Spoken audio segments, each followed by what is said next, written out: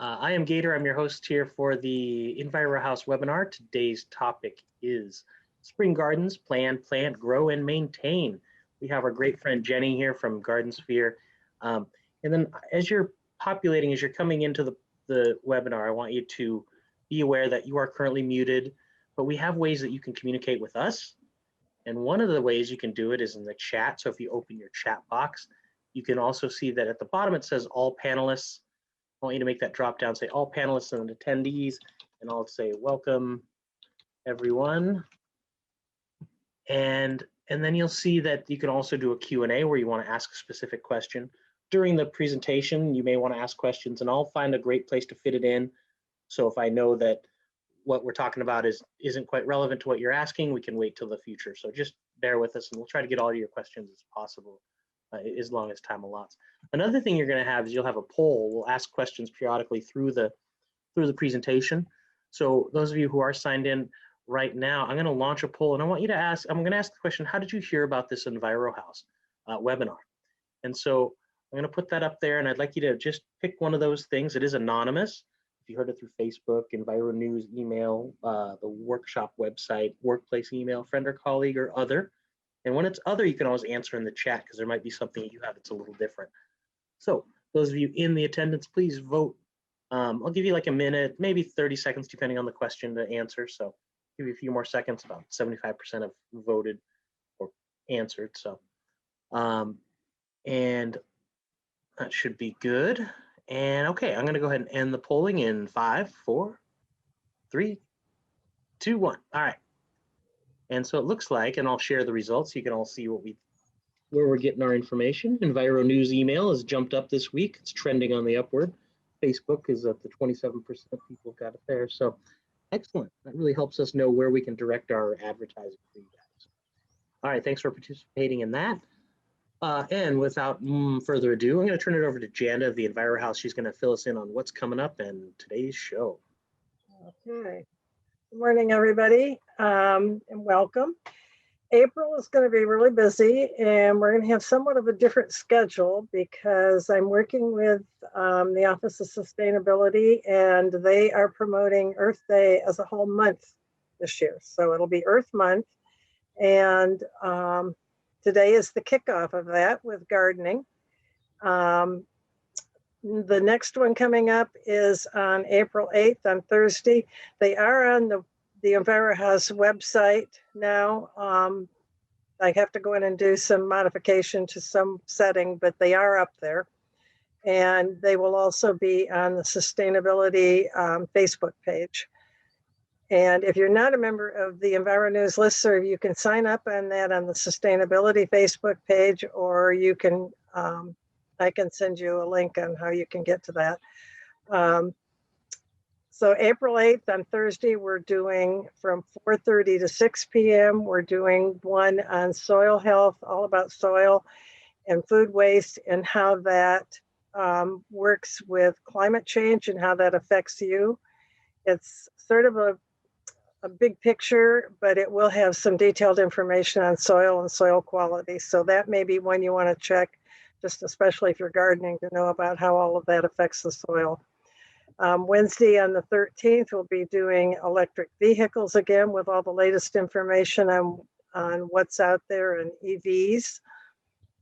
April 21st is a new one that the Sustainability Office is going to be hosting on our website or on our Zoom account. And it's called Sustainable Fashion, a Conversation, but that's kind of misleading because it's going to be about fabrics and clothing and how you can, ways that you can conveniently dispose of clothing that you no longer want, whether it's in good condition or not. And then they're going to have an event. I think it's, I don't have that on my list here, but I think it's the third Saturday. It's going to be called Thread Cycle, but it's where you can take clothing and shoes and purses and fabric and whatever to the city recycle center and turn it in, and then they will find places where it can go or take it apart and find something new to do with it. And Janda, I have put the link to the Earth Month page in the chat for everybody, as well as the workshops page where they can see future webinars, register for future webinars, and watch previous webinars through there. Okay, cool. Thank Yep. you. One other new one on Wednesday, the 28th, we're doing one on creating a bird and pollinator friendly garden. That will be with Audubon. They will be leading that discussion. And another new one on Friday, April 30th, is going to be on Bike Month. And the second cycle folks will be doing a lot of information about biking, trails, paths, how to fix a flat tire, some things like that. And then another new one on Saturday, May 1st, we will be doing an introduction to the Tacoma Tool Library, their new location, how to find them, how to be able to use tools, register, arrange for a pickup. So there's a lot of activity going on in that month, and encourage you to check it out. So are you ready for Jenny Gator, or do you have something else you want to talk? That's good. You can turn it on over. Cool. Okay, so Jenny is, most of you have probably seen Jenny on our webinars before or workshops at the EnviroHouse. She's a farm girl. She's a teacher. She's done a lot of education in both environment and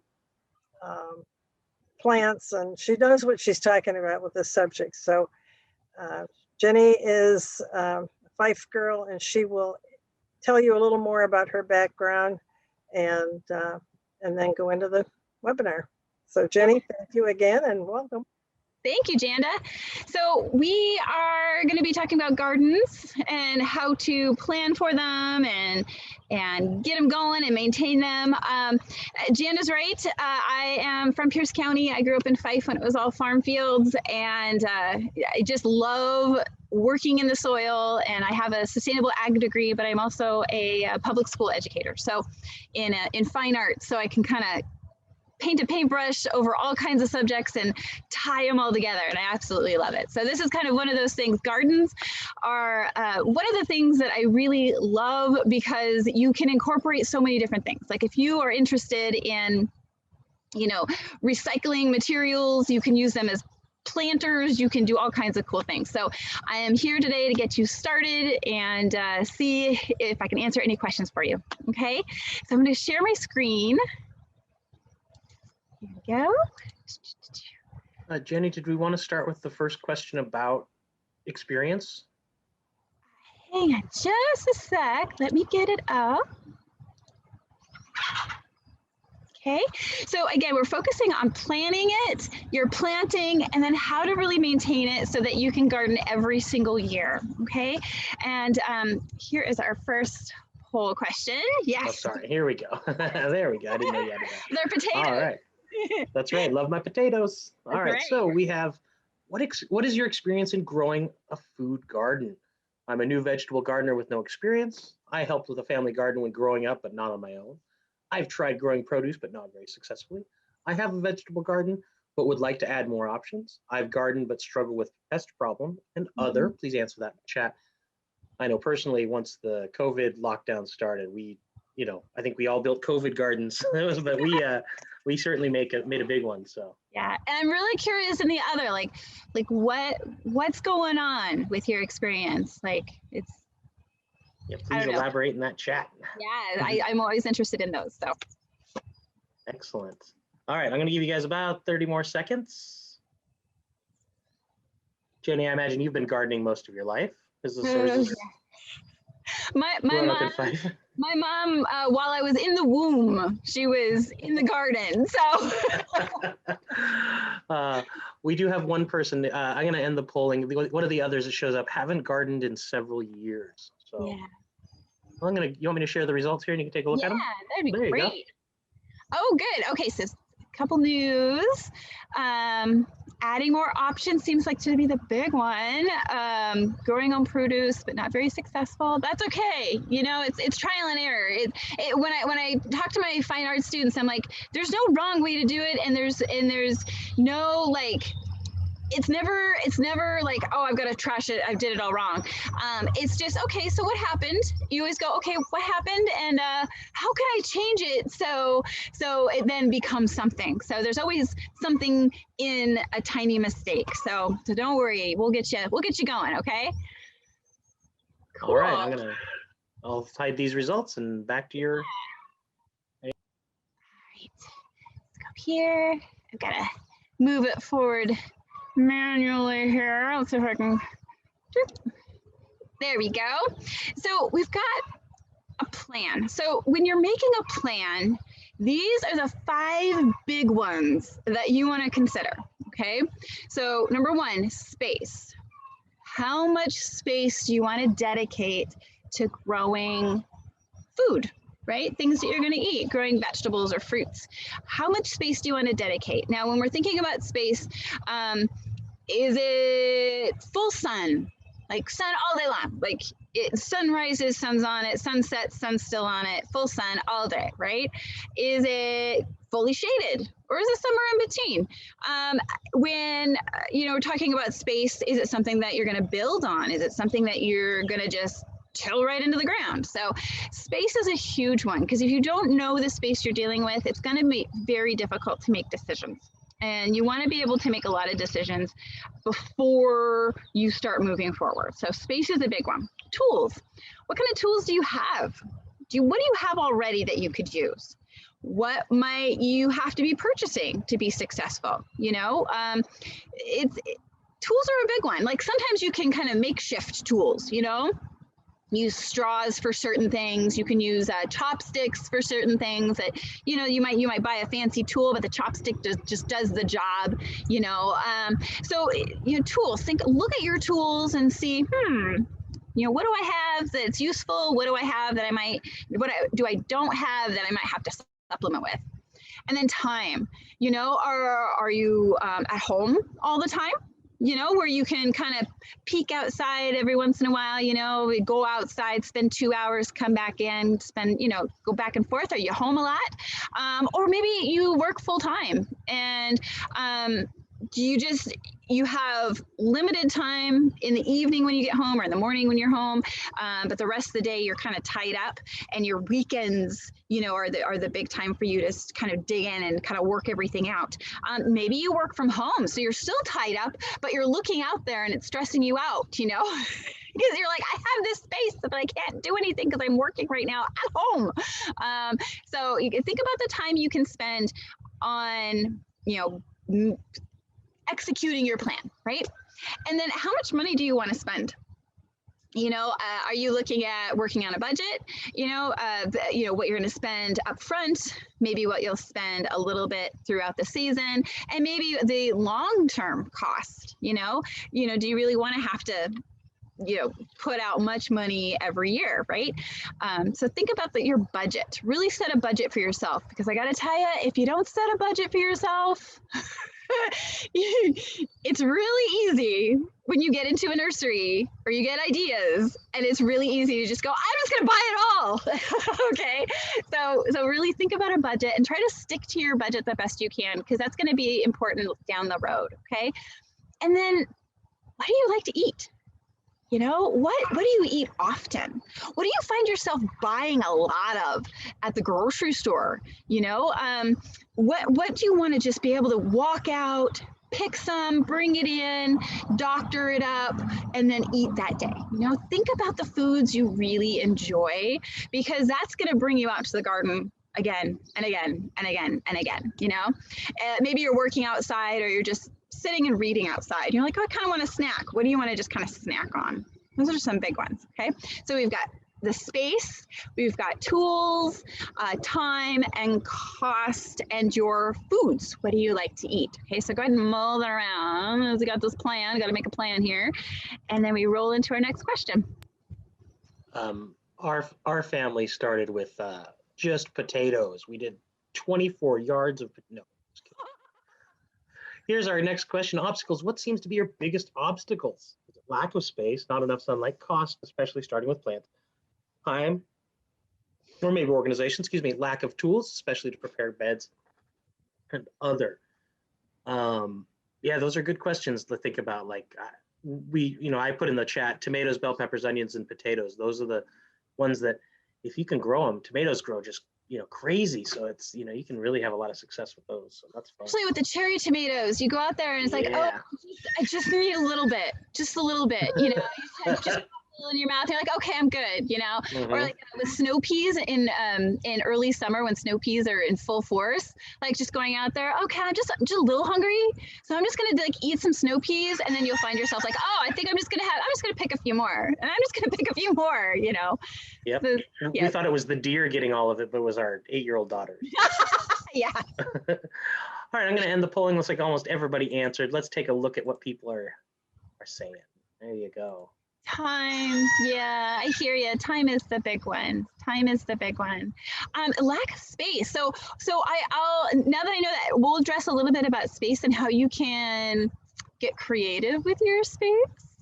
And then sunlight, not enough sunlight. Now, when we think about sunlight, you need at least at a minimum 8 hours. So for like those sun-loving plants, right? So like your tomatoes and your peppers and things, they like more, but really you need about 8 hours for them to really go to fruit, really be robust. So if you can find a spot that gets about 8 hours of sun, I would kind of position everything there. Cost is not an obstacle. Excellent. So we can just go crazy. Unlimited budget. We need a budget. You definitely need a budget, because if cost is not an issue, then you're gonna want to budget yourself because it may go overboard very easily. I gotta tell you, I budget.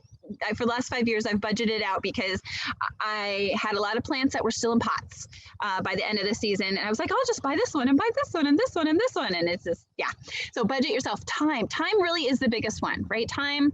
Like how much time do you have to dedicate to kind of maintaining and bringing it on? So we'll talk a lot about that. That's a good one. Yeah, and the other, we've got two said other. What are your? Sorry. One is, I don't feel I have enough knowledge about the right time to plant vegetables. I'm on that one. Yeah. Okay. I just got one response for that. Just the one. Okay. Yeah. So we'll talk about that, and that. I understand that feeling, like is it time yet? You'll see a lot of people planting very early right now, and it's still quite cold. It's below 40 degrees at night, so we'll definitely talk about that. Let's see. Oop. All right. So first, we'll talk about space. Okay. So and because the one person said they really are kind of concerned about their space, like they might not have enough space, we'll go into it like planting in pots too. Initially, raised beds or in the ground, right? So when we're thinking about space, raised beds can really help the person who has very limited space. Okay. Also planting in larger pots, right? So the benefits of raised beds is that you have lots of drainage. Okay. You can make them any size you want. Literally, like you could make them any size, you can make them any shape. Say you have this strange little area that's kind of at a diagonal and you don't know what to do with it, you could totally build something there. Like there is no wrong like size or shape for a raised bed. Okay. They're super easy to maintain because that you're not going to be walking on it. So there's no compaction. It's just kind of hanging out right there. I mean, there's going to be a little bit of weeding, right? And you're going to have to add some amendments to it, every year. But overall, they're super easy to maintain. And if you get really fancy with the raised beds and you say cedar, you can really deck them out and make them look just gorgeous. Like if you're feeling really ambitious, you can make some really gorgeous raised beds. And they're movable. You can take them apart, use your drill, take out all the screws, take it apart, spread the soil out in that space, move them to another space. If you find that space that you put it in initially just doesn't get enough sun, or maybe it's always in the way, like maybe you're mowing or you have your wheelbarrow and you're like, oh, these are too close together, I can't get through here very well. Just take it apart, move it to another spot. Maybe you got to move it 6 inches. Maybe you got to move it 5 feet. Maybe you move it to the other side of the yard. You know, so they're really, raised beds are super flexible. Okay, and what you can do. Now, I'm going to talk a little bit about pots, because pots are like the uber flexible, right? You can pick them up, move them, use a dolly, move it to another space.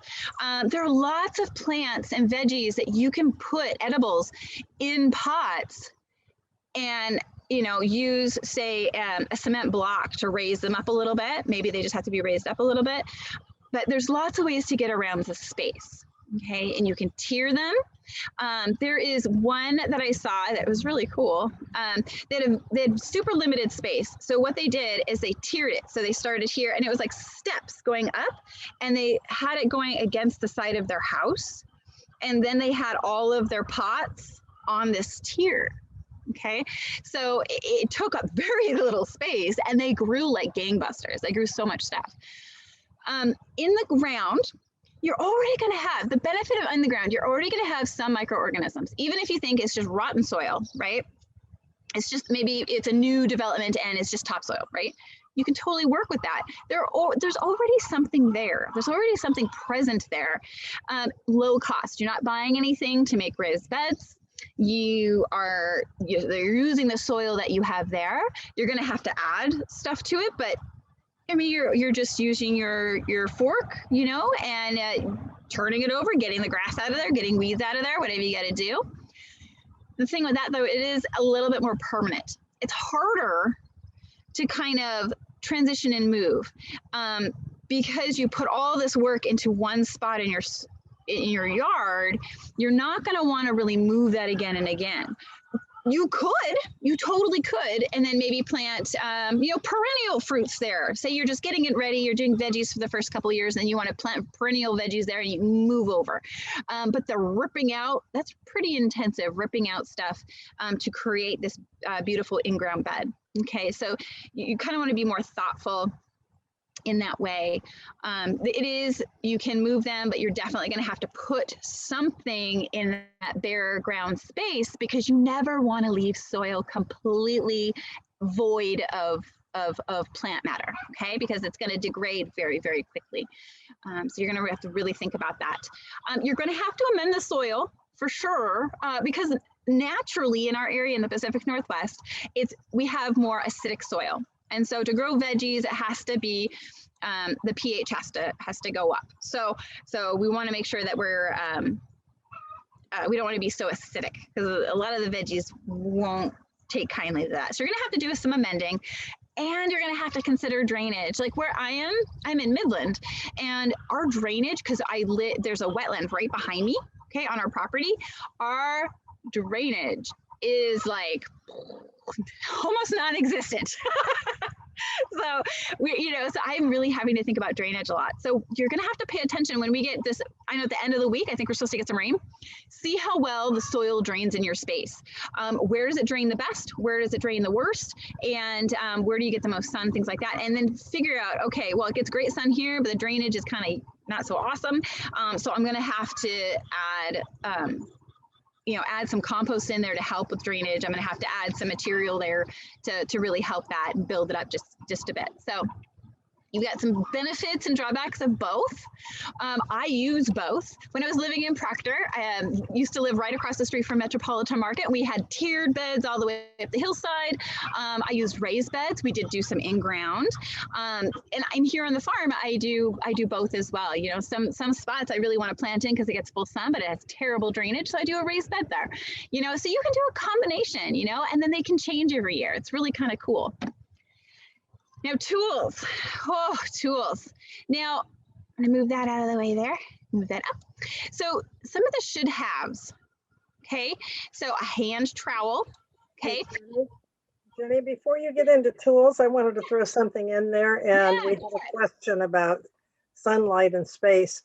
But I had a lady come into the EnviroHouse one time with photos of what she had, and she had a really narrow yard. And she didn't have a lot of flexibility, and she had found, like the basement, the sinks that you put for laundry on legs, plastic sinks. Yeah. And she found those on sale and she bought a whole bunch of them and lined them up by her house, Hmm. drain hole, so she could just water and the water would just go out the drain hole. Yeah. And then she had hanging baskets above it. And then below them, she had plants that didn't need a whole lot of sunlight. And then Yeah. that way she could maximize that whole space, and she was able to move those around any place she wanted to. So for somebody that doesn't have anyone to help build a raised bed, or you need more flexibility, that might be another option. Yeah, there's so many cool ways. Like that's a great way to go to maybe a habitat, you know, and see if they have any that are really cheap. What I would do to that though is I would also add casters. I would put some wheels on those. Yeah. Put some good sized wheels, and then you could just roll them wherever you want to roll them. Yeah, please be creative. That's a great idea, Janda, actually. For a side yard. That's a cool idea. Really, I'll have to give you the slides or the pictures, and maybe you can incorporate it sometime. Yeah, that's really cool. That's a cool idea. I mean, you know, you really can do, even with a tiny space, you can do a lot. You just kind of have to think outside the box. You gotta be creative, and a lot of times you can get things that are just at like reused places. So yeah, cool tip. I like that. There was a question, Gator, do you want me to throw this out since I'm in? Yeah, go ahead.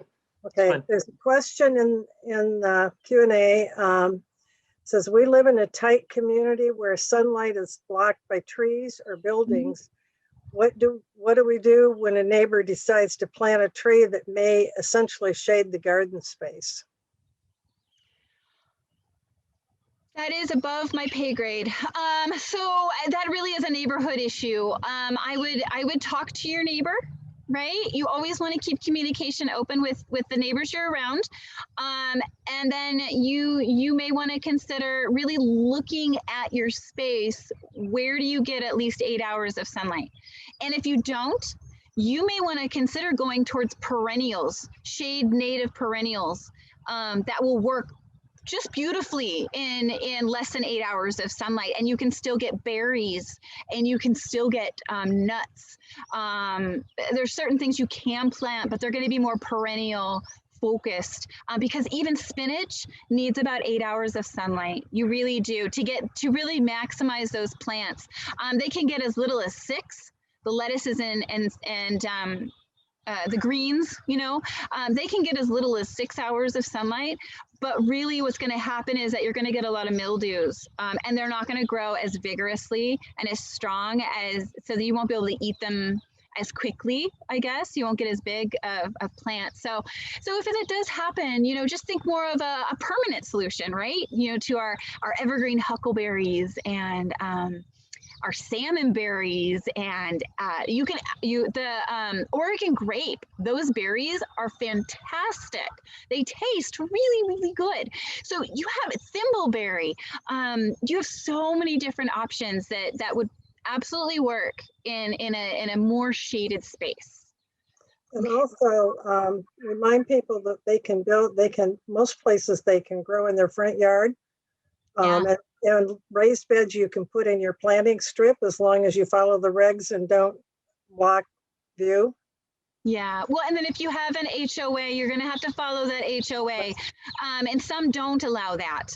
So really look and see about your location, and if it's possible to grow in the front, you totally can. And at that point, what you're going to want to do is you're going to want to, you know, maybe beautify it a bit. You know, you're going to add some stepping stones. Maybe you're going to, you know, really make it eye-catching. You know, really visually appealing, as well as growing all the fun veggies. So yeah, that's you always keep communication open with your neighbors. I think that's probably the best way to start. So we're going to go into tools. So it should have a hand trowel. So we've got a hand trowel right here. And we've got another type right here. Now this one, you can see that it has measurements. It is for bulbs and things that you're going to plant kind of deeper in the ground. Okay, so tulips, things like that. But I also like it because it's quite narrow, right? It's really narrow. So it's great to get out those. If you consider dandelion something that you don't want in your space, then this is a great way to get some deep rooted plant matter that you don't want in that space with in your veggies. So we've got 3 types of trowels here. a garden fork.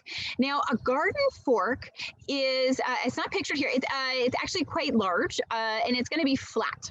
A garden fork is great for turning over soil. Okay, turning it over, loosening it up, especially useful when you are using,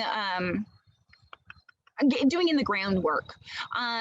This is also considered a garden fork. This is a little hand garden fork. So you'll get the bigger version if you're doing in-ground, that'll totally help you. But this also will help you kind of loosen and flip and maneuver your soil. This is the hand cultivator right here. Now you can see that the tines between the hand cultivator and the hand fork, this is also another hand cultivator. The tines are different. So the garden fork, you're going to have a much more flat surface, a little bit wider. And with the garden cultivator, they're going to be more finger-like. They're digging in, right? You're digging in to cultivate and loosen and soften that soil up. You're definitely going to want some gloves. I got to tell you, I used to garden barehanded, and I really, it takes a really long time to wash your hands at that point. And I would find that I'd have blisters, I'd have, slivers in my hands, constantly. So hey, garden gloves, make sure your garden gloves, they fit well. Now I have very long fingers, okay? I have piano playing fingers. And so I have to get, instead of a small, but I have very small, I've got a very small hand. I still have to get a medium because otherwise I can't get those fingers nice and snug because my fingers are so long. But you want a nice snug glove if you're in the garden. You also want one that's not very thick because you still want to be able to feel what's going on, what you're touching, what you're feeling, loosening the soil off of the roots of the plant matter that you don't want in that garden space. Or even if you're picking, right? If you're picking stuff out, you want to be able to feel it. You're going to need a watering can or a hose with an attached sprayer with multi-settings on there.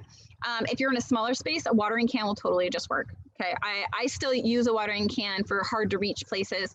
A hose is fantastic because, especially with that multi-setting sprayer, you can really manipulate what kind of spray you want to use on those plants. You're going to need at least 2 buckets. And I say this, don't just get 1 bucket, you're gonna need 2 buckets. And you'll thank me later. Okay, so 2 5-gallon buckets, and you're gonna need some scissors.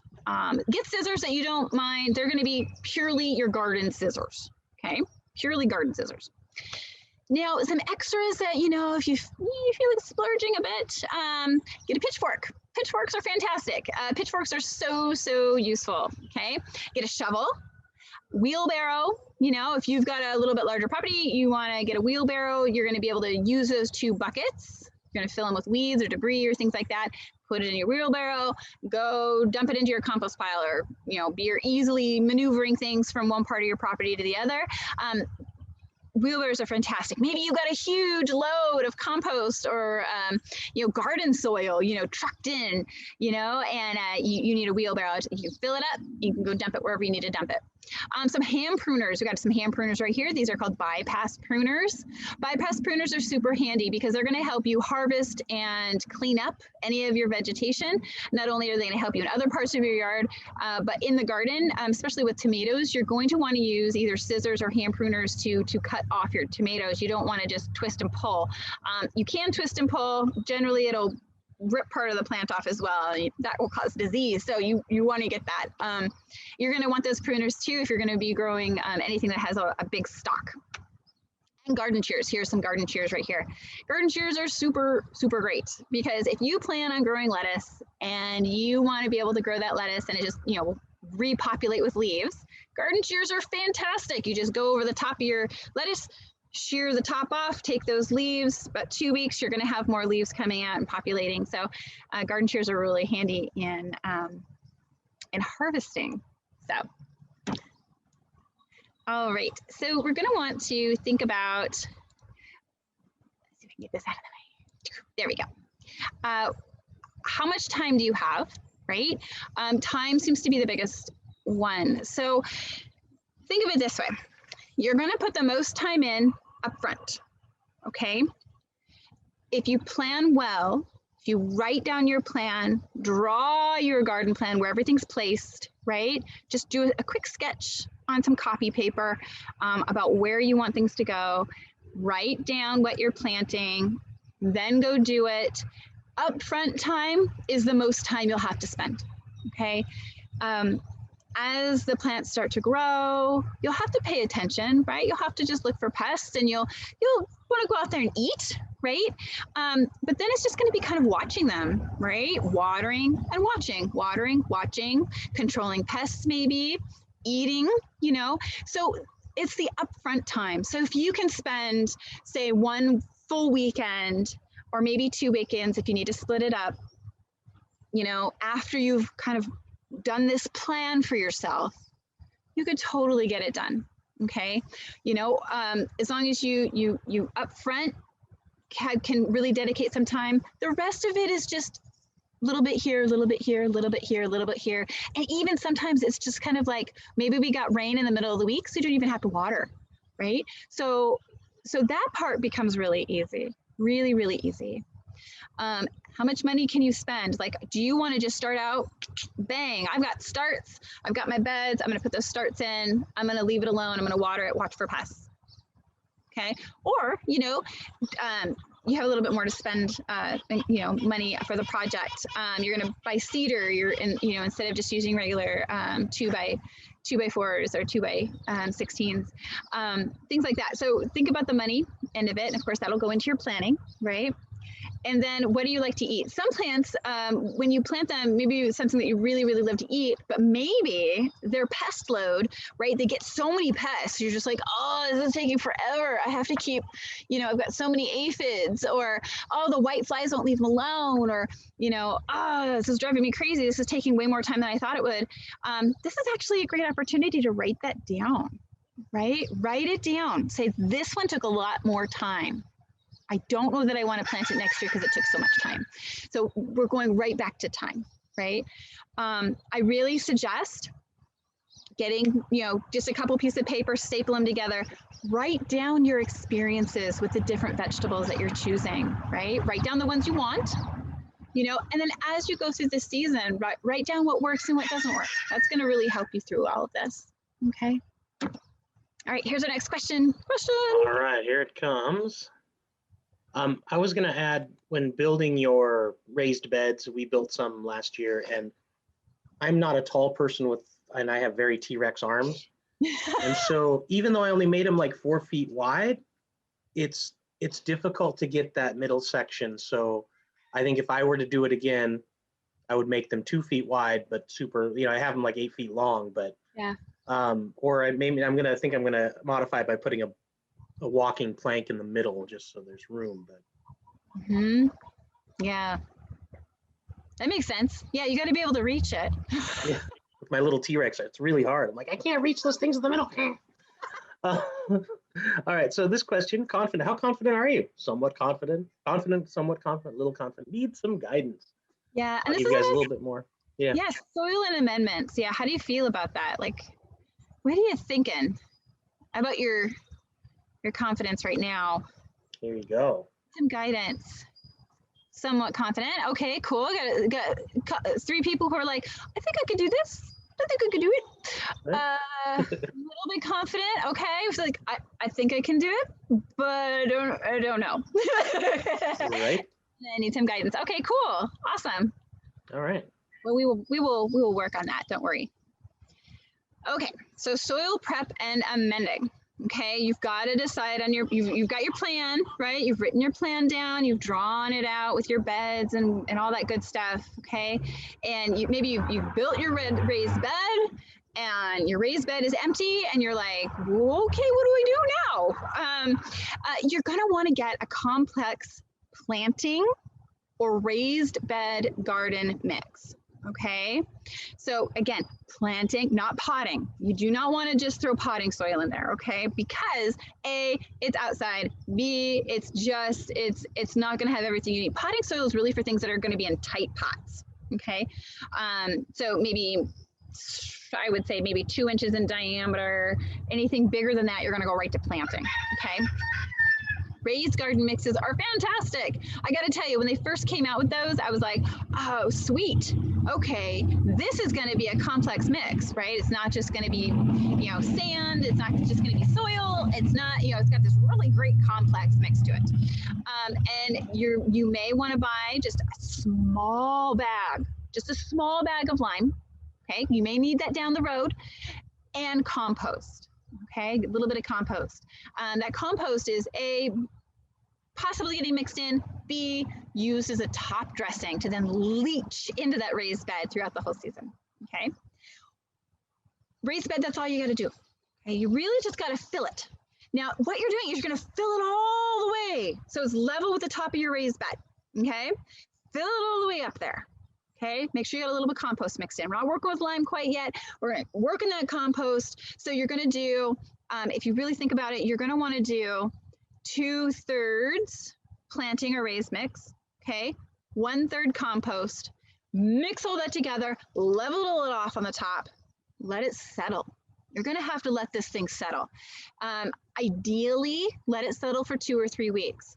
That way, all the air is being worked out, it's settling into its space, and you will notice that it drops. It's going to drop up to 6 inches. You're going to need to add more on top once it's settled. You're going to lightly cultivate it. You want to cultivate it, mix it together with the top of it, mix it together, and then you're ready to plant. That's really all you have to do initially for the raised bed. Truly, truly, all you have to do, okay? 2/3 planting or raised bed mix, and then 1/3 compost. And you're adding that compost in there just so it'll leach really nicely, okay, into that bed all season long. If you're going into the ground, directly to the ground, you're going to pull out any grass for sure, okay, and unwanted plant matter, okay? For me, I don't mind if there's some dandelions initially, right? Okay, I use the leaves and stuff, periodically. I keep the flowers going for the pollinators, things like that. Eventually, I'll dig them out if they become too big. There's a couple other things that I just kind of let be in there initially, just kind of keep the soil nice and stable. But you can just rip all that out. Now you're going to notice that when you pull that out, there is going to be soil attached to those root balls. Now you're going to want to gently loosen the soil off of the root balls. Okay, you want to try to leave as much soil there as you possibly can, because you are ripping out a whole system, right? You're going to have to loosen that soil. Okay, loosen it up really good. You're going to have to add compost, because our soil, our native soil it's quite acidic. And so you're going to add compost to that, and you're going to add a little bit of garden lime to that. Okay. You could at this point also add a complex veggie fertilizer at this point as well. Okay. Mix that all up. You're going to have to really cultivate that, but I would say 1.5 to 2 feet down. You're really mixing that up on the top. Okay. Then you're going to let it settle for a week or 2. Okay, here the settling isn't as dramatic as in raised bed, okay, because already you're working with a system that exists. Okay, you're not working with a system that is brand new, never existed, just brand spanking new. This is already existing. This is already established. So a week or 2, you got to let it all settle in. Okay. It also gives it a time for the compost, the garden lime, all that fertilizer, everything to come together and kind of, it's like you're making a stew that simmers in the crock pot, right? Okay. So think of it as a crock pot, and it's kind of simmering, and it's really mixing. It's really getting everything in there. It's also leaching down a little bit. Okay. Lightly cultivate it before you plant. Just cultivate you want to loosen up the top, and then you can go ahead and plant. Okay, so it becomes both of these take various amounts of time, right? Because if you have the raised beds, you're either building them, which takes a little bit more time, and you need the cutting tools and things to do that with, or there are kits for the raised beds as well, and you can totally do those. Okay. But that takes a certain amount of time, and then in the ground also takes a certain amount of time. But once they're established, you've done the hard work. Okay, this is the most time-consuming part of this whole project. Okay, so here are the soil prep and amendments for you. Now I have some of my favorites. Okay, so remember I said planting mix or raised bed mix. Now that raised bed mix also has some perlite and stuff in it, so it can be used for potting. it is still super fantastic to use in your raised bed, okay? That planting mix, so they are really amazing. So I really highly recommend the Gardener and Bloom products. And not just because Garden Spear sells them, but because I have always had success. They are super consistent. The nutrients and the microorganisms inside the Gardener and Bloom mixes, they stick around. They're not going to leach out and have to be replaced every year. They really are a high quality product that are OMRI certified. Okay, Organic Materials Review Institute certifies these materials. And the thing about that is that certified organic farms are able to use these products because of the materials that are in there. They are highly regulated. And so these are some really great products, okay? So for the raised bed, we've got the planting, the potting mix. I love Harvest Supreme. So what I do, say I have a 3 by, 9 bed, right? Again, you're gonna do a 2/3 planting mix, 1/3 Harvest Supreme. I mix it all together. Now, my favorite is Harvest Supreme because it lasts. That nutrient system and those microorganisms, they are going to sustain for at least 2 seasons. Like, you are going to have very little amending to do. You will need very little fertilizer, organic fertilizer. Really, truly, it's a good start. And I do like it in the ground as well. I've used it for years, literally, and I've always had super success. The worm compost. If you are composting, if you are worm composting especially, throw that in there. That's good stuff. Worm castings are like a power punch. They are fantastic. So if you are doing your own composting and worm composting, use those castings. It's great. I've got the Gardener and Bloom, the tomato, veg, and herb fertilizer. It's a complex fertilizer. I do recommend that over, say, a Miracle Grow, which has high salts, high salinity. That is really going to do a damper. It's kind of the difference between eating a salad that has all of these maybe sunflower seeds and walnuts and spinach and chard and kale and lettuce in it, something really complex that's going to fill you up, and it's going to fill you up for a long time, in comparison to, say, eating a chocolate bar for lunch, which is kind of like Miracle Grow. You're going to be hungry in an hour, and you're going to want another chocolate bar, and then you're going to be hungry again, but maybe you're even more hungry, so you're having a chocolate bar and a bag of peanuts, right? So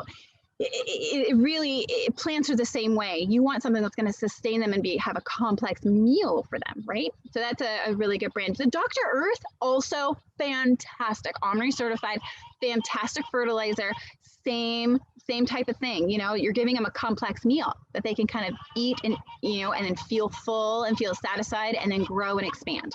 Okay. We do have a question about lime. If that's for raised beds, when should the lime be added? Additionally, how much lime? So lime on raised beds, you're not going to want to put it in there until the fall.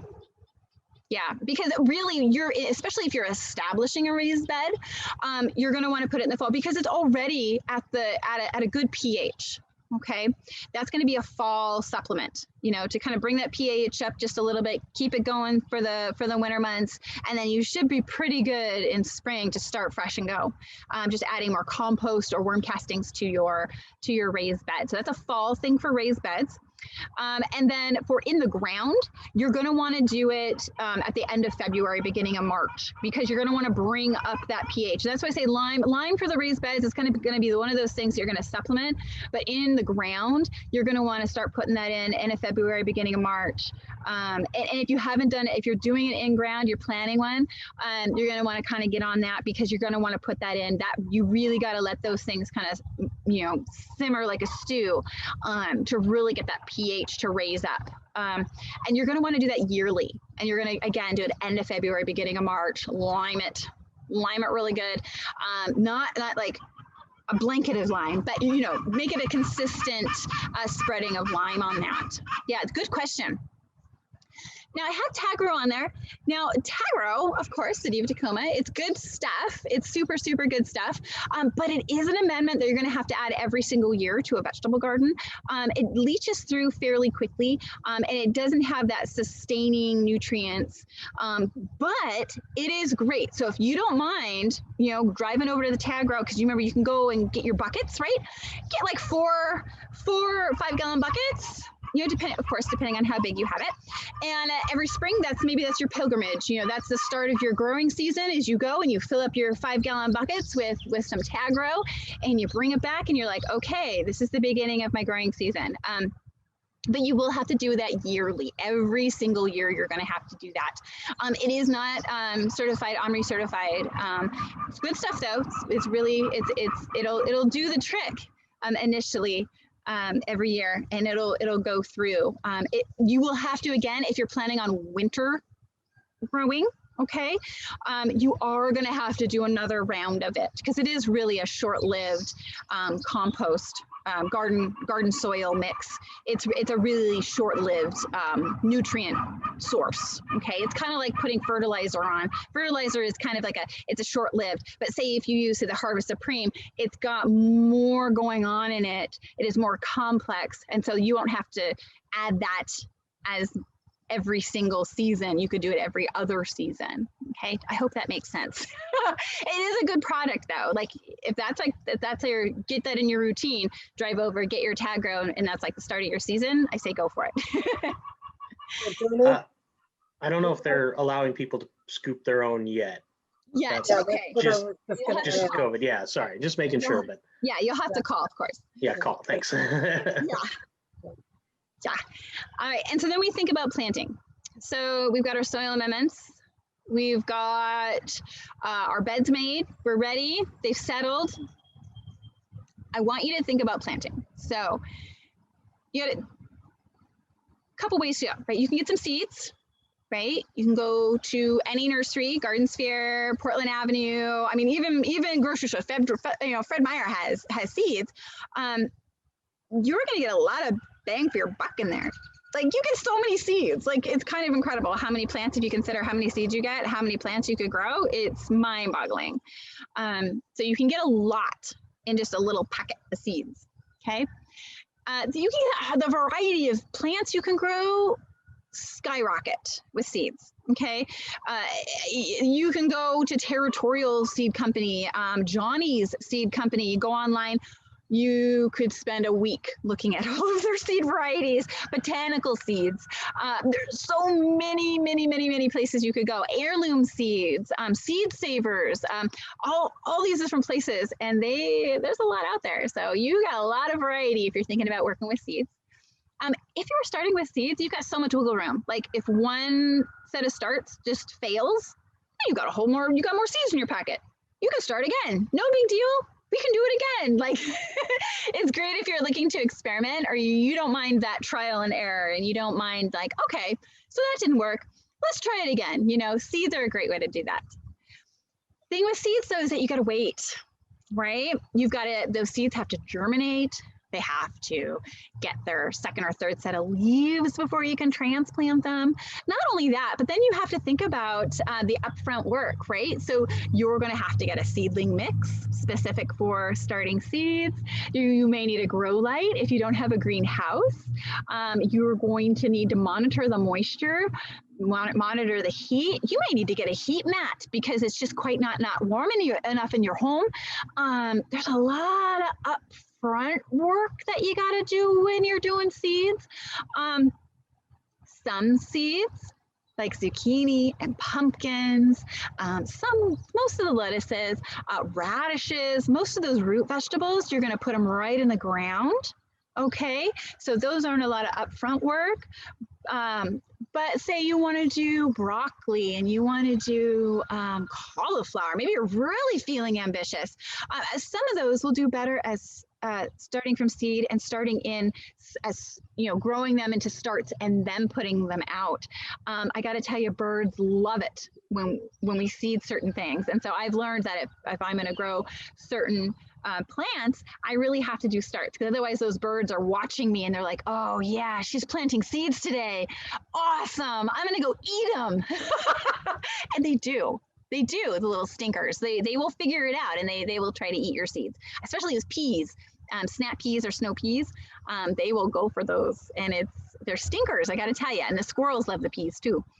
So that's you have more of an upfront work to do with seeds, but you're going to save a lot of money. Like overall, you're going to save a lot of money. And some of those seeds, you're going to be able to keep them if you have some left over. Some keep for 5 years, some keep for 2 years, some keep for 3 years. And so you won't have to buy seeds next year. You still have some left. So you're saving money some more for the next season that you grow. So it's the benefits and kind of drawbacks. It's just more upfront work. Starts, instant garden. Instant garden. You go to the nurseries, you go get the starts you want. Easy start, easy peasy. Don't even have to worry about it. Most of them you can pop right into your beds. Less variety, so you're kind of at the mercy of the nurseries and like what they're providing. You'll be like, well, I really wanted that, but okay, I guess I'll take this. All of the nurseries around here, Portland Avenue, Garden Sphere, there's a lot of smaller nurseries. We do try to have starts that like this area.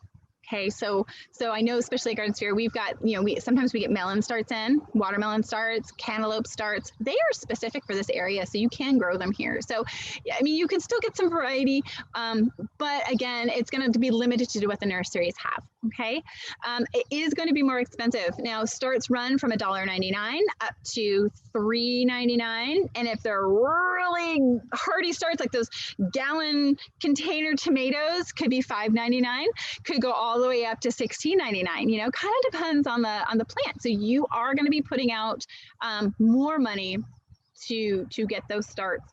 Somebody's already done all the hard work getting them going, and so now you just got to plant them and keep them going, right? So it is going to be a little bit more upfront, but a little bit less stress, because you already know that they are healthy and ready to go, right?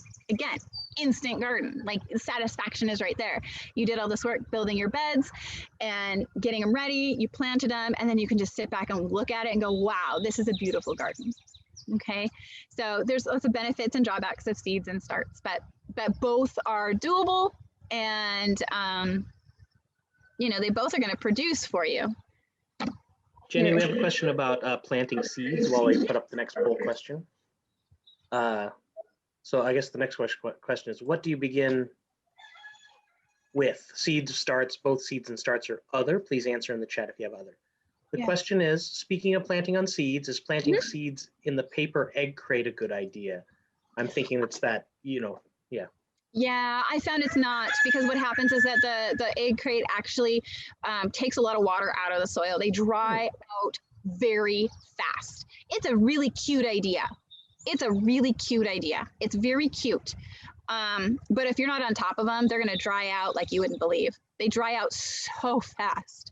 You're going to have to watch them really closely. If you have the time to watch them very closely and make sure they don't dry out, absolutely you can use them, right? You could totally use them. What about like egg shells? I've seen that too. I wouldn't do that either. Okay, good to know.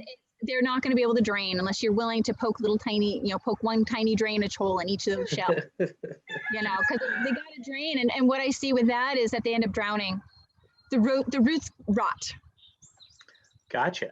Yeah, there's tons of these ideas that are really clever ideas, and lots on Pinterest, and a few others. They come up with great ideas, but some of them just really aren't practical. And if you're not careful, it'll be a total waste of your time. So I do suggest, if you do any of the pots, I know we're trying to work our way away from plastic, but those plastic starting trays, they're going to last you a long time. They're going to be effective. They've got the drainage in it that you need.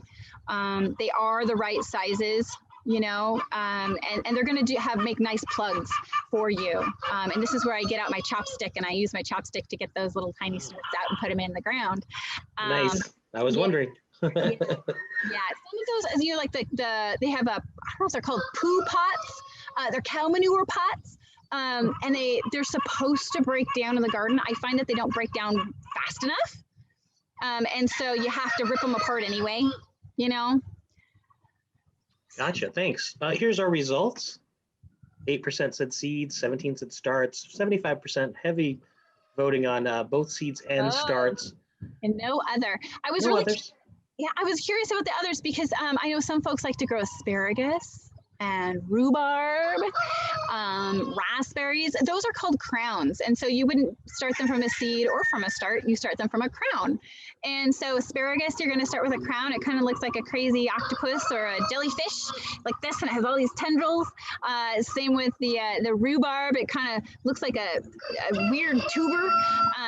And so those will be crowns. There's a lot of tubers and crowns that you start with.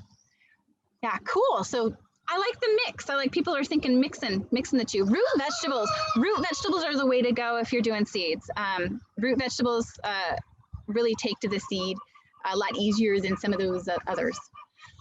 So best vegetables to plant. Now, if you are a beginner, the radishes are like so easy, and you can get some that are ready in like 25 days. Some are sooner. I've got one that's done in 23 days from planting the seed to being able to eat it. And what I like to do is I plant, wait a week, I plant another row, wait a week, I plant another row, I wait a week, I plant another row. By the time I've planted that fourth row, my first row is ready to eat. And then I plant another row on top of that. So you can really get those going and keep radishes going year round. Salad greens, any of the lettuces, super easy. They are one of the things that you could do for 8 hours, 6 hours, whatever. You could totally do it. Onions, they come as onion sets. So generally what you're finding dry onion sets. And you are, or at Garden Sphere, we've got the 1 year starts, okay? And so you're going to be growing something that's already gone 1 year. Onions are technically a 2 year plant. So if you plant it from seed this year, you're going to get little tiny onions. And then if you let them winter over, then you're going to get the big bulbs. Okay. Zucchini, super easy. Everybody grows zucchini. It's just so much, right? So much zucchini. Tomatoes, they're really easy to grow, okay? I do recommend getting starts for tomatoes, because starting them, if you were to start tomatoes, you should have started them in February, okay? So get those starts this first year, get the starts for tomatoes. They're all gonna be great. Pop them in, no big deal. Kale, another one, super easy, super easy. You could plant them as starts, you could plant them as seed. Either way, kale is like way easy. And there's some nice variety of kale. So potatoes are also very, very easy. Now potatoes, they're actually a tuber. So you're not planting a seed technically. It's a tuber, and you're going to get, if you want to get potatoes, you are going to want to get the whole thing, and we call them potato seed, but it's the potato tuber that then you're going to see little eyes on. That's where they're going to start growing. And you are going to want to cut those potatoes up, and you just let them get dry where you've cut it, and then you plant those right in the ground. There's lots of ways to grow them. Carrots, very easy. Swiss chard, way easy, and that will keep growing through the winter. So you got Swiss chard going all the way through the winter, which is super cool. Kale does that too. Kale will keep growing throughout the winter. It's fantastic. And you can get some really cool colors for Swiss chard. So you could use it. It's like super decorative. Not only you can eat the stems, put peanut butter on the stems, eat it like celery and munch on it. But the leaves, you can stir fry. You can stir fry the whole plant. You can use it in salad, use it on sandwiches. Swiss chard is one of those things that you could just keep around for a long time. They do at that second year, they're going to create seeds. You could let the seeds drop to the ground, and you have more chard. Like, it's like super easy peasy. Peas, snap peas, snow peas, any kind of pea. Peas are super, super simple to grow. They love our climate. So they're gonna want to start growing those now. They do like the cooler season, so part of our season. So very early spring to very early summer is when you're gonna wanna start those up. Pumpkins, easy. However, make sure you have room, right? The pumpkins are going to want to trail and tendril. So put them at the end of a bed, okay, so that those tendrils can kind of drop down and work out rather than taking over your whole bed, because they will take over and then they will smother anything in their way, okay? So you're going to want to make sure to plant those at the end of a bed so they can kind of tendril and go down. Now, I say not for a beginner because peppers, they really need, if you can give it to them, I mean, tomatoes need a lot of sun, but they can go with 8. But peppers, they really need like 10 hours of sun a day. Like they need that hot sun, not only to develop and grow, but to also mature. They take a really long time to mature as well. So if you're thinking hot peppers, you can grow them in pots and then just keep moving them around wherever your hot sun is. Broccoli and cauliflower, they are fairly easy to grow, but they take up a lot of space. So if you don't have a lot of space to give cauliflower and broccoli, don't grow them. Your local farmer's market grower can do that for you. Let them grow it. They've got the space, okay? They are space hounds. They will take up a lot of space. Cucumbers, now cucumbers can be easy to grow if you have a place to kind of trail them up or trail them out. Now, there are a few varieties that are bush cucumber. They still trail. So then you have that same issue that you do with the pumpkins with the vines trailing out. So with cucumbers, they take up a lot of space and they do need at least 10 hours of sunlight in their main growing season. Drying beans. Drying beans have become super popular. They're very easy to grow, but again, you're gonna need space that can allow for the entire growing time, but also allow for cutting off that water source and then allow for drying time. Very long season. We start on my farm, we start the drying beans. I start them as starts. And actually this is the week when I start them. And then they dry and we don't harvest them till the end of August.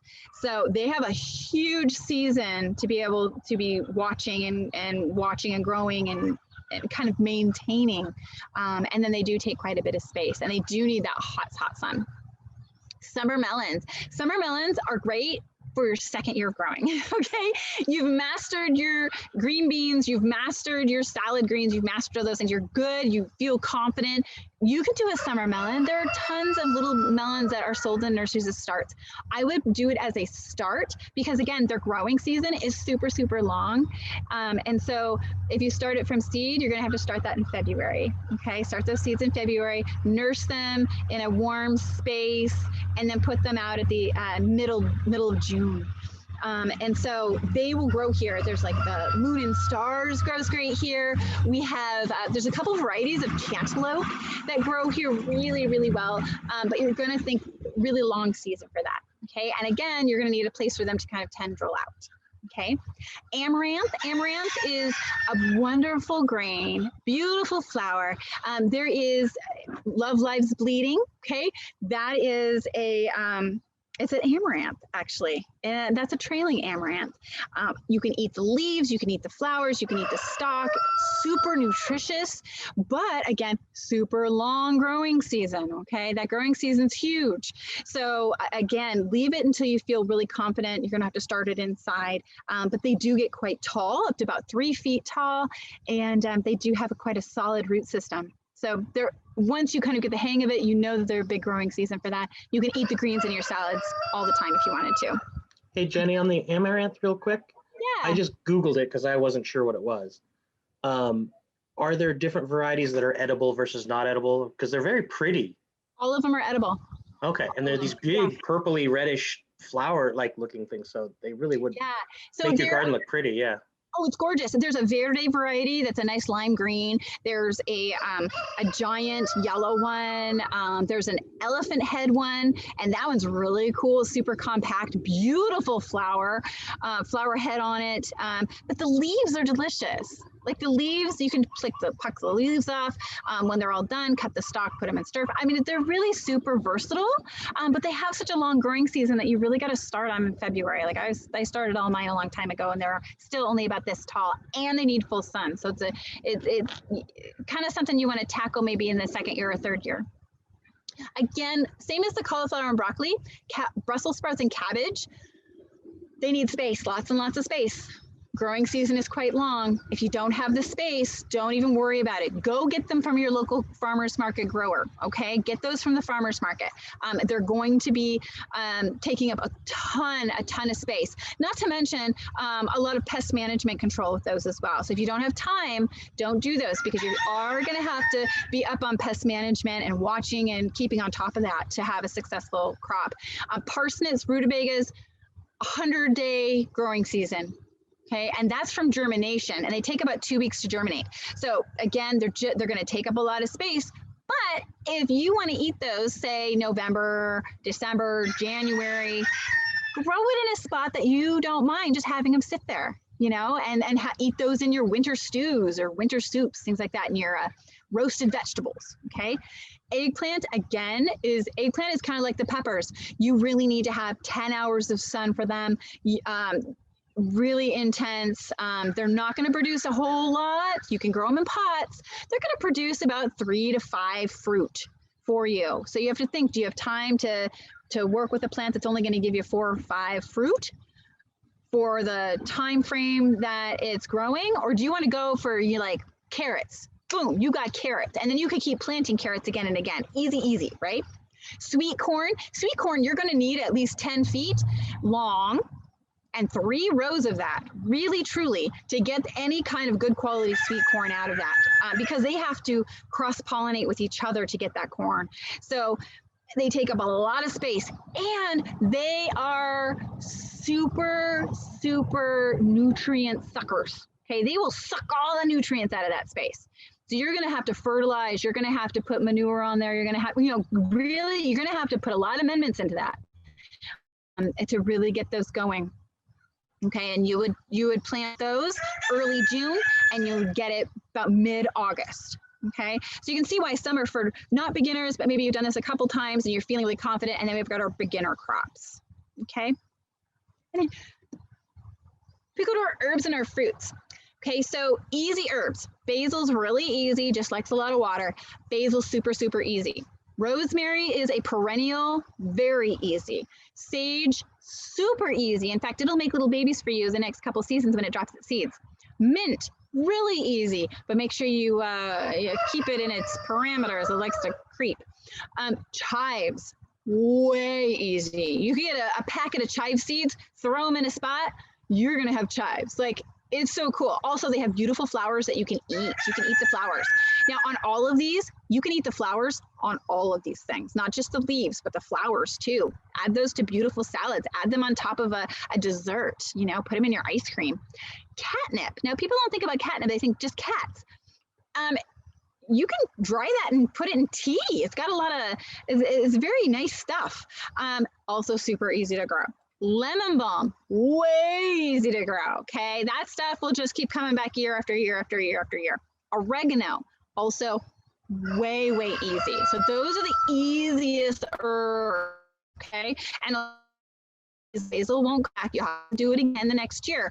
But the rest of them, they will come back the next season, okay? They're gonna come back, especially the lemon balm, come back with a vengeance. It'll be like, hey, I'm here.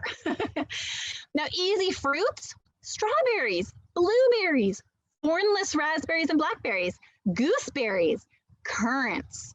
Those are the easiest. They're great for compact spaces, okay?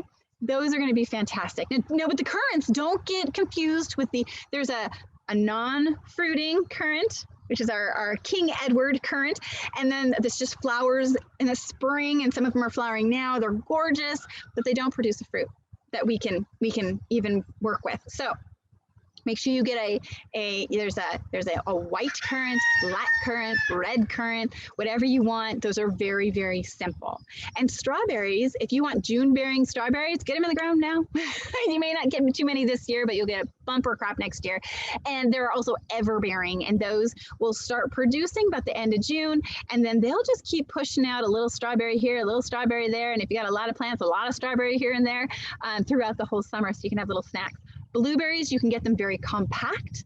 There are some blueberry varieties, there's Little Sunshine, and they get to be about 2 feet tall. So they fit great in a raised bed in the corner. You know, they just do really great. There's lots of small compact varieties, raspberries and blackberries. The thornless variety, if you're putting them in your raised bed with other veggies, so when you brush up against it, you don't get scratched. They're really easy too. Maybe you do it the length of one of your beds or the width, right at the edge. You would plant blackberries and raspberries, those thornless varieties, and if you don't mind the thorns, you can plant those too. But I would plant them right at the edge of your garden bed, and then you have some really cool fruit for that. Gooseberries are very bush-like. They're going to get about 3 feet tall, 2.5 to 3 feet, depending on how you prune it back every year, and they create a beautiful, delicious little berry on there. They do have thorns, so be careful if you have any folks who might get too close. That gooseberries do have thorns, and then currants, they really don't get that big. They, you know, if you let them, they'll get up like 4 feet tall, but you can manage them and keep them quite short. So they're great for small spaces.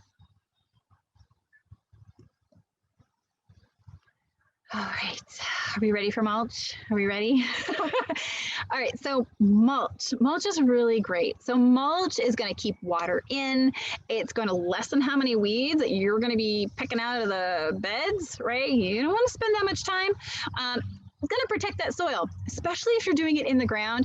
You're not going to have as much soil runoff when you're watering. It's going to keep that soil in your bed, not going off into the edges of your bed, okay? It's also going to keep it nice and lofty and soft and airy, and that's what you want. You want nice airy soil. Maintains a temperature too. So even in the hot of our summer, it's going to be cooler in the soil that has the mulch than if it is open. So even in your raised bed, you're just going to want to add a little bit of mulch on top. Now, mulch can mean lots of things, okay? You can add straw.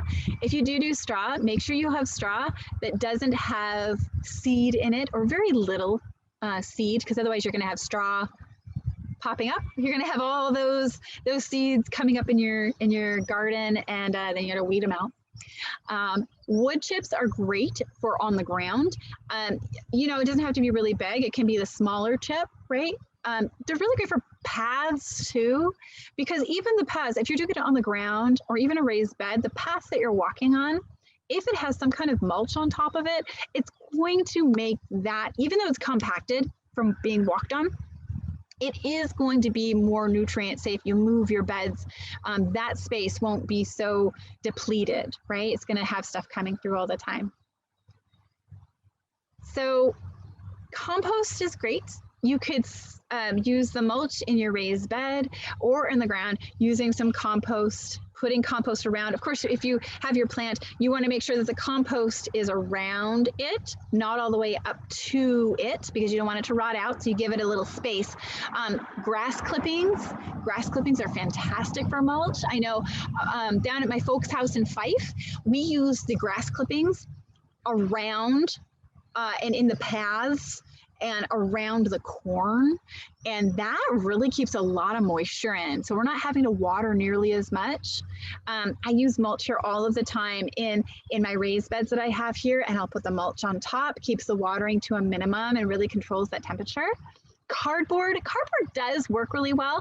You are going to have to cut out space, you know, going to fit it to your area. If you do use cardboard as your mulch, you are going to want to poke holes in it because you want water to seep down a little bit easier when we get some rain, right? But most likely you're going to be watering nice and close to the root ball of that plant. So cardboard's really great. You can get cardboard really cheap. Just make sure you take off all of the tape and take out all of the staples, okay, before you put it in as mulch. Ground cloth can be expensive, but useful, okay? So it's something that if it doesn't get totally destroyed one season, you can use it again. Ground cloth can heat a space for tomatoes and for eggplant and peppers. They can really warm that soil space. Now, we're not thinking plastic. I don't want you to use plastic. A, it's expensive. B, hard to get rid of. C, it breaks down very quickly into the soil, and we don't want to put more plastics in than we have to, okay? So ground cloth is, you can find it as like a felt. You can find it, you can use the white shade cloth, okay, use that too. Water goes through really readily, and it protects the area. You know, you have way less weeds, right? And then the leaves, okay? If you want to leave in the fall, rake your leaves, put it down as your mulch, protecting the area. And then when you're ready to plant, just push away those leaves into the space that you want to plant. Use your garden cultivator, cultivate that area, add a sprinkle of compost in there, brush it away, put your plant in there, and your leaves are already there. Not only are you creating a wonderful mulch, but a lot of little pollinators and critters that are super beneficial to our garden are already in there. They're sleeping and nesting over winter, and then they come out and they're like, we're ready to eat. You have aphids.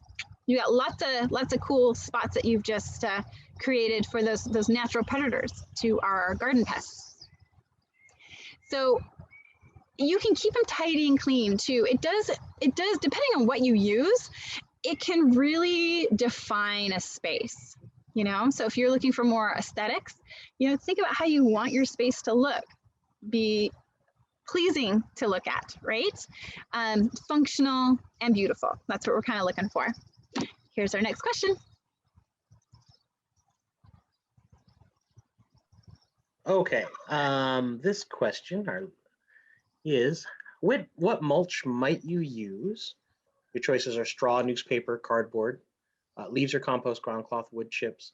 Other, please answer in the chat. We do have a question about mulch, and it's, can you use spent chicken straw for mulch?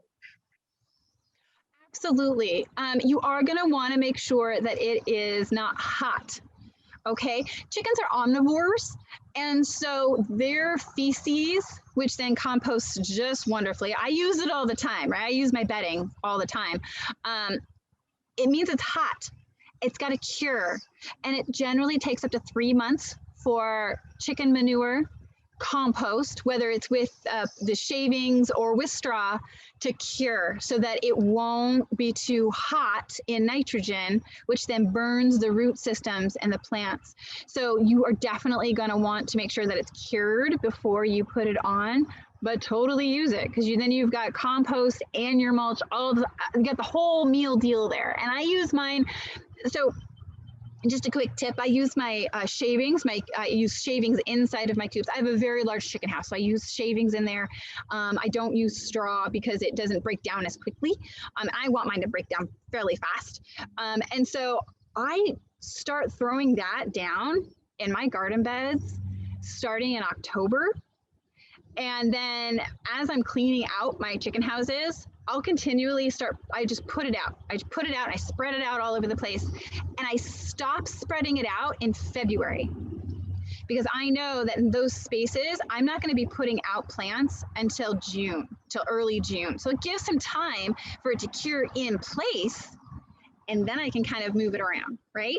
And then I have a separate pile for, you know, those summer months where I'm not putting it on hot to cure it, and then that gets put on everything when I start putting my planting beds to bed for the winter. Straw, yep, super common to use straw. I'd be really careful when you're thinking about straw though, just because of the seeds that are in there. Okay, leaves and compost, excellent. You got a double whammy there. Newspaper, newspaper. I use newspaper in the winter to mulch with the cardboard. So we have a giant potato area, and to keep the weeds at bay, once all my potatoes are out of there, and I'm talking huge, like we've got 100 feet by 20 feet, surface, we've got a huge area. And I put newspaper down to keep the soil covered so we don't have any erosion, but also to help keep the soil temperature a little bit above freezing, so a lot of those microbes stick in there, and keep it covered all winter long. I do suggest that if you can keep mulch, once your beds are done for the growing season, mulch it. Put cardboard on there, put newspaper, straw, leaves, whatever you got. You're going to want to mulch the whole area. You're going to have fewer weeds the following year. And all those insects and microbes, everything, they're going to be more present, and they'll stick around. You'll have less die off. This is cool. No ground cloth, no wood chips. Wood chips, I got to say though, they're great for paths. They really are, because you want to keep those paths weed free. I know it seems strange, I've got grass growing in between. That grass is going to go, even in your raised bed, that grass is going to go right into your raised bed, and it's going to be harder to get it out. So you want to keep your paths weed free. Okay. And chips are fantastic for that. We do have an other. Yeah. Someone said, I use straw, wood chips, and cardboard, just depending on the area. So I imagine that's, like you say, wood chips in the path is perfect. Yeah. Yep. And I put my wood chips around my grapes because it keeps the weeds down there, but it also keeps my pest management is way less energy and effort. Keeping them where you have perennials, using wood chips in those spaces, but making sure to keep the wood chips away from the bases of those perennials. Lifesaver, time saver. Cool. All right. Now, some last kind of tidbits, okay? You have your beds, your beautiful raised beds, or your in-ground beds. When you're watering, everything's in there. You've planted, looks great, it looks fantastic. You want to water deeply, okay? You don't want to water every day, do this surface watering. You want to water really deep. And so what I like to do is I go back to wherever I watered. So I start in a rotation when I'm doing my watering. I start in one place. I sit there, I count to 30. I water at the base. I do not water from the top of the plant. So I water from the soil root level watering to avoid the leaves, because you want to avoid overhead watering. And I count to 30, literally. And I do this for the entire space. I do this for all of the areas. I do have some irrigation, but not much. I really like to, I've got a lot of farm going on, and I still like to be up close with those plants, because I like to see what's going on with them. So I really spend a lot of time. Now I've done my whole rotation of watering. I go back to the first place I watered. I do another deep water right there. I do that twice. Now, the reason why I do that is because I'm not going to have to water nearly as often. Weather permitting, we get 85 degree, 95 degree days. I'm probably going to want to water. But overall, I only have to water every three days or so, because I'm deep watering. It also makes your plants more resilient. Okay, they're going to stretch those roots farther and farther down into that soil. So they're not just looking for water at the surface. They're not going to have short roots. That tap root is going to go down, down, down, down, down as far as it can go. This benefits you. Not only will you have a stronger plant, it'll produce more, but then you're also putting your time expenditure on watering goes down so very much. Okay. So you really want to think about that. That's going to be a time saver for you. And I know I've mentioned it, but water at the root base. You're going to water at the surface level, okay? Under the leaf matter. Don't water the leaves, because what happens is that over time, you're going to have mildew, mold. You're going to have a great place for a lot of pests to just sit and have a drink. They're going to want to lay eggs there, like, ooh, this is a great place. We're going to do this. Morning dew, total exception, okay? That's just something natural in the air that evaporates, whatever. But intentionally watering from overhead and wetting everything, you're going to have pests like you wouldn't believe. It's going to be a nightmare. Time suck. It's going to be a time suck for you. You don't want to waste time. Okay. If you can, really, truly water early in the morning. Okay. Water early before 9 a.m. if you can, if at all possible. Your plants not only will have time to, the soil is always a little bit cooler in the morning, okay? So that cold water coming from your faucet or coming from the watering can that you filled up is also probably a little bit cooler. So it's not a shock to those roots. It's not a shock to the plant. They're not having to adjust for that. Also, the tomatoes, the peppers, onions,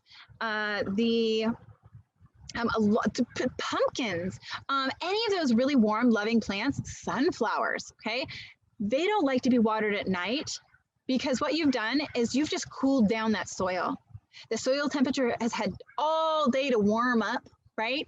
And the soil temperature is just really nice and warm. It's like being in a cozy little blanket, you know, and you're going to bed and you're nice and cozy and warm. And then someone throwing a bucket of cold water on you while you're cozy and warm. So that's kind of what it feels like for the plants if you water at night. They have this wonderful, they're all cozy, their roots are great, they're ready to tackle the cool night temperatures. And then you throw them cold water on them, and then they spend all night shivering. They spend all night fighting that. Okay, you're also going to have less pests. You're going to have fewer mildew issues as well later on, because as we get closer and closer to the end of the growing season, mildew, powdery mildew tends to be an issue for a lot of plants. And so you're going to have less issues if you try to water in the morning. Okay, you'll thank me later. All right, so making a map, right? This goes into your plan.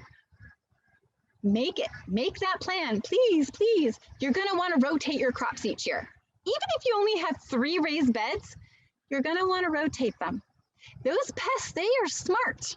They know where things are planted, and they will come back and they'll be like, ooh, oh yeah, this was planted here again. We love it here. We're gonna lay all of our eggs here. We're gonna make a home here. And then you will have food that you're just, you're going to be battling pests all the time. So if you rotate what you're planting in each year, those pests have to play a guessing game. Oh, wait, this isn't here this year. Let's go find it. Okay, the pest load is going to be less. They're not going to want to lay eggs in a different, they can't lay eggs there again. Oh no, their favorite food isn't there. So I like to say you go root, fruit, leaf, legume. Legumes are beans, okay, beans and peas. Okay, so root, you plant a carrot there, you're going to plant a fruit there the next year. So you're going to plant, say, a zucchini or a pumpkin or a tomato or a pepper or something there the next year. And the next year after that, you're going to plant a kale or some spinach or some leafy greens, any of those things. And then the year after that, you're going to plant beans or peas. So you just kind of rotate through those 4, okay? And your pest load will be a lot less. Also, time saver, right? Time was our big one, our want to save some time. So making sure you rotate your crops is super important. I do it religiously. I draw out my map and I mark what was there the year before, and then I plan my next map by looking at my previous years so I can make sure I'm rotating. It really does help. A huge, huge amount. Planting marigolds. Okay, I cannot say anything bad about marigolds, okay? They're little tiny, and you can cut them and you can put them in little tiny vases, and they're so cute in the house or at the table. You can eat them. They're delicious. Put them in salads, put them in stir fries. They keep pests away like a strong superhero, okay? So marigold, I plant marigolds in between everything. I love it. The beneficial insects love it. They look beautiful intermixed with everything. And my pest load is so low. Like I do plant the broccolis and the cauliflowers and I plant all of those, the cabbages. I get very, very little aphids. I tell you, I plant marigolds everywhere. I think they are just beautiful. And I plant different varieties. So I have different colors in different places. Now, there are lots of other annual flowers and plants that do the exact same thing, okay? So lemongrasses, lemon balms, anything with it. Lemon verbena is fantastic. There's a lot out there that you can plant that can help keep pests under control. They invite those natural insect predators, and they're great for pollinators, and they look gorgeous. You're beautifying everything. It's wonderful. So try to plant flowers and those things in with your veggies, okay? You will thank me later. Let those chives go to flower, okay? Let those chives go to flower. Boom, you've just created a wonderful little place. Now we like to call these things insectaries. You're creating these little communities that are gonna help you and you're helping them, okay? If you must use some kind of pest product, neem, excellent for soft-bodied pests, okay? Aphids, mites, whiteflies, that type of thing, okay? Neem is fantastic. Now, you have to remember, though, that once you put these pest control products on, your natural insects and predators, they're going to go away. They don't want to be around this stuff. So you have to be very mindful in your use. Spray them on a day that is very minimal wind. Get very close to where you need to spray the affected area, okay? You don't want to just broad spectrum do this, because you're not going to have any of the good stuff that just naturally occurs in our environment coming to your yard. They're going to be like, forget it. But they do help, right? So you can spot treat your plants in your areas. Now, Triple Action Plus, I do recommend it because it just does a big whammy. It's also non-toxic. Both Neem and Triple Action Plus are non-toxic. Say your dog eats a leaf, no big deal. It's not going to get sick. It's not going to get nothing. I mean, it's, you know, get curious animals, they're going to eat it and they're not going to get sick. Okay, it's not going to hurt them. You accidentally eat it, you know, you put it on your lettuce or whatever. You wash your veggies anyway before you eat them. It's not going to hurt you. Okay, they're for the more difficult pests. So Triple Action Plus is great for, say, your cabbage worm, right? There's a whole host of other pests that they really help with. Diatomaceous earth, though, earwigs. You have an earwig issue, diatomaceous earth. You have ants in a spot that you don't want them at, because remember, ants are a beneficial in our natural environment. If they're eating your house, let's get them out of your house. If they're, you know, if they're causing problems, let's get them out of there and say, hey, go back to nature. But we don't want to intentionally just kill them to kill them, okay? So because they will take care of an aphid situation. If you leave them alone, they'll milk the aphids, so they eat the dew, the sweet honeydew that comes off of aphids, and they will move the aphids around for you. It's kind of cool. But if you have hard shell, like the Japanese beetle, earwigs are a big one. Earwigs really cause a lot of damage. And if you don't have chickens eating all your earwigs, so you don't have a problem, they will take care of the earwigs. Diatomaceous earth, what it does is it gives them little lacerations on their body and they dehydrate and die. It is non-toxic. I do recommend using it for all kinds of purposes because it does keep a lot of pests at bay. And if you are thinking about a fall crop, plan in June. Get your plan going in June, because you're going to have to start planting in July and August for a fall crop. Okay, you're going to have to start planting. I know it doesn't seem like fall. You were like, oh, October, you know. If you're planting in September, it's already too late. It's already too late for that. So you got to start planting in July and August for that fall crop. If you're thinking about that, and start thinking about planting it and planning it out by the end of June, start planting in July and August. Do you have any questions? Actually, thank you very much, by the way. There's so much information. Like, there's a lot, yeah. I will say that if you missed any part of this, or like me, need to review it again, it will be available on EnviroHouse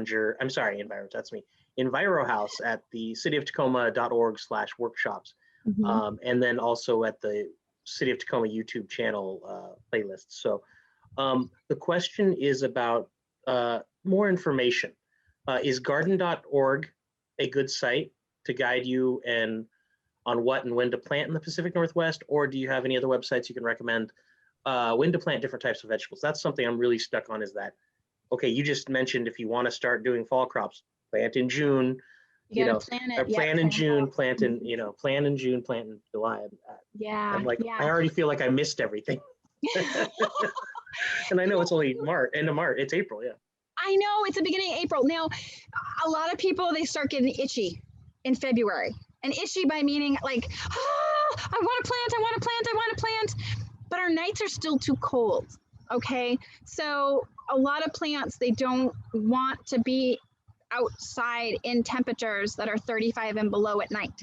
So the first week or two of April is a great time, whether you're doing seeds or you're doing starts. The first week of April is really a wonderful time to start planting, okay? And then it will still be below 40 at night. So when we're planting, we're thinking about our cool weather plants. We're thinking lettuces, kales, any other cool, you can put your onions in. They don't mind. They don't mind at all. There's quite a few other cool weather peas, not the beans yet, not beans. Beans like a little bit warmer weather, but the peas, get those in, you know, and if you're feeling adventurous, right? If you're not the beginner, okay, you throw in your broccolis and your cauliflowers. You really get those going. You could do that now, okay? This is also the first week of April is when you're going to want to, if you're doing any flowers from seed, put those out. A lot of times they need a lot of time to germinate. You're going to want to start those now. Where does garlic fall in all this? Garlic you plant in the fall. Ah. So garlic, I know that you're going to see garlic. You're going to see garlic starts where they already have the green tops. Some places are selling the bulbs, right? And you'll plant those. Really, truly, you plant garlic in the fall. You plant it before the end of October. And then it winters over. It has to have that cold to really push it into gear. And it takes a long time to grow. And then you harvest it about the first week of July. So, then you wait, you harvest it out, then you let it dry and cure, then, hang it, give it away, whatever, and then use it, until you have to do it again. Most garlics will do really well. Here in Washington, the soft neck garlics do better than the hard neck garlics, but doesn't mean you can't grow them. Hard neck garlics are fantastic because in the spring, you get garlic scapes. So by June, you're going to have these really cool, beginning of June, they're called garlic scapes. Eat them, please eat them. I keep telling people I have garlic scapes, I trim all mine off by the end of May. And I'm like, I have garlic scapes, people, they're delicious. And I always have like a huge basket of them and people just don't know what to do with them. So read up on garlic scapes. They're wonderful. They're so flavorful and tasty off those hard neck garlics. But yeah, so garlic is a fall planter. When you would plant your tulips and your daffodils, all those spring flowering bulbs, it's when you'd also plant garlic. Yeah. That garden. Something in there a minute, Jenny. Don't forget when you're looking at videos, I put that in the chat about recorded videos that we've done in the past. Jenny has done several, one particularly just on herbs. And then the how-to videos, which is in the how-to playlist on that same YouTube channel. Jenny's done a bunch of those, as has Sass Ruth Van. There's some on planting garlic and planting onions. Other things that Jenny's done on pollinating plants and herbs and how to preserve them. Hal Meng, who I think is still on this video, Hal has done preservation. He's done a couple on how-tos and he's done workshops at the EnviroHouse. We are going to be doing one with Hal in early May on freezing your produce. Yeah. Lots of resources. Lots of resources. Check those things as well as the garden.org, Territorial Seeds, and some of those others in Gardensphere. Yeah. So to address the garden.com, I'm not familiar with that. However, there are lots of excellent resources. Now, Territorial Seed Company has a really great resource. Anything that is Pacific Northwest centric, okay? You don't want to be looking at a planting guide for the Midwest. You want to really make sure, it really doesn't matter which planting guide you use, as long as it is Pacific Northwest centric. You want it to be focused on Pacific Northwest growing. And I got to tell you, all of them are going to be great. Okay, there isn't one that I have seen. There's apps you can get on your phone. You put in the last frost date and you put in the first frost date in the fall, and it'll give you kind of your date windows, that are more accurate, right? So typically our last frost comes somewhere between the end of April and the middle of May. Really depends on the year. Now, I know our seasons have been shifting quite a bit and our weather patterns have been changing quite a bit as well. So those apps that are for the Pacific Northwest are fantastic. And it really doesn't matter which one. What you really got to look for is whether it's for the Pacific Northwest or for a whole nother area. The Farmer's Almanac, I know that you can put in the start dates and end dates of frost, and it'll really be, it'll really help you give those growing windows. Okay, a lot of things that you're going to want to grow for summer, you really need to, start getting them in the ground for here. I know my folks, we like to get corn in no later than the end of May.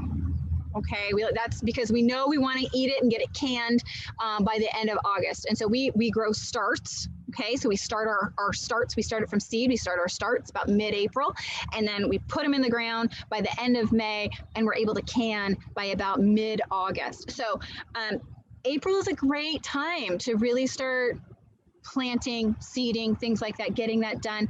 I would not plant if you're not no fall crop. You don't even want the fall crop. Your winter is too busy, but I would not plant anything any later than mid-June. Okay, because then we start, once it's not going to have a long enough season, and it's not going to have, you start getting into cooler weather the farther that we get into September. Okay, so the evenings, I'm thinking night temperatures and soil temperatures. Okay, so mid-June is kind of where you want to do the cutoff. Okay, so you've got, gosh, two and a half months to really like tinker and plan. So Nice. And we're in, is it growing zone 8A? Yes. Is that where we are? Or 8A, 8B, kind of depending on where you end up. Yeah. We do have a question about planters. I would like to build a small planter. What kind of wood should I look for? So small planters. If money is not an obstacle, go for cedar. Otherwise, you know what? We use scrap wood. We have a lot of scrap wood. Oh, okay, and so you can use recycled wood. Anything that doesn't have a finish on it, okay, nothing with finishes or no treated. You don't want to worry about that. Cedar's fantastic. Yeah, I mean, be creative with it. I mean, if you can get free lumber, use it. Use the free lumber. Think about how tall you want them too, because you can get lumber that is a lot wider. Okay, maybe it's 2 inches thick, but it's a lot wider. You can get those 2x16s, right? So think about how tall you want it, things like that. But yeah, I'd go crazy. There's also the outlet. When Sass does her raised beds, she uses yellow cedar, and she gets it from there's an outlet next to a Gray's lumber storage area on Tyler, right near 56th, near the Moctezuma and up in that area. And I don't know their hours. I don't know the name of the outlet, but I've talked to several people that have gone in there, and they've gotten material that might be slightly warped or something that's a lot less expensive than buying it, at a lumber yard. Yeah, and I don't know if that actually have shut down due to COVID. I know that a lot of people haven't been able to get someone to pick up the phone there. So please call first, because I know that Gray had taken over a huge spot there too. Yeah, and from what I understood, the outlet part is not Gray, it's somebody else. It's not. I don't know. Yeah, I don't know. Yeah, the outlet is not Gray, but I don't know if they're still in business, because I know several people who've tried to go and they're not answering phones, and so Gray may have just bought them out and bought the space. So yeah, call. There's also a great place out on the peninsula. If you are out there, if you live on the peninsula, there's a couple of places out there too that have discount lumber. So, but again, if you can get it for free, shoot, you could use people who are tearing down their fences. They want to get rid of it. You just did them a kindness. Take the fencing. Excellent. Well, thank you. We're going to wrap this up. I want to thank everybody for attending. You may get a poll question or a survey at the end. We're trying to decide when other times for the webinars might work out. So if you get that, please fill it out. That'd be a lot of help. Or if you get the email, those of you still with us. I'd like to thank Jenny for coming in and, as always, presenting so much great information. It's mind-boggling, and I always feel so like I'm always just missed. Oh, I should have started that in February. But, like I said, it's always that like, oh, I feel inadequate. We haven't done the mulching yet. So it's okay. It's okay. But yeah, and I think that can be the intimidation factor, but I think it really is just getting out there now, and just taking care of it. What's that?